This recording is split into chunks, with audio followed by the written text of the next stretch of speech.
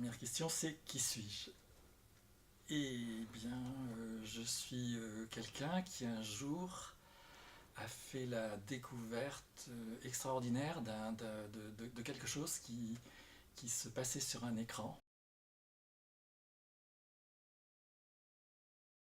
L'idée d'Amine est venue de Yasmina Nini-Faucon. Elle me l'a raconté un jour.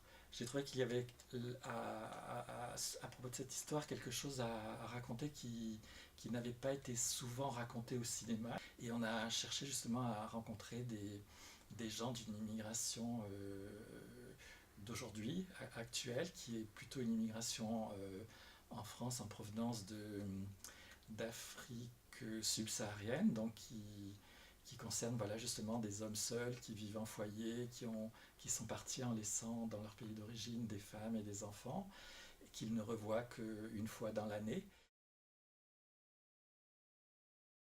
La femme d'Amine, qui est restée seule au pays, a une dispute assez violente avec le frère d'Amine qui ne veut pas qui lui reproche d'être monté dans une voiture avec des ouvriers qui travaillent sur le chantier d'une maison qu'ils ont qui est un projet du couple. Les deux personnages sont joués pour l'un par quelqu'un qui n'était pas du tout un acteur, donc c'est la première expérience de jeu, et pour l'autre par une jeune femme qui est une très jeune comédienne, qui n'avait pas fait grand-chose auparavant. Je trouvais que Maharem avait mettait là-dedans, engagé là-dedans quelque chose de vraiment très fort.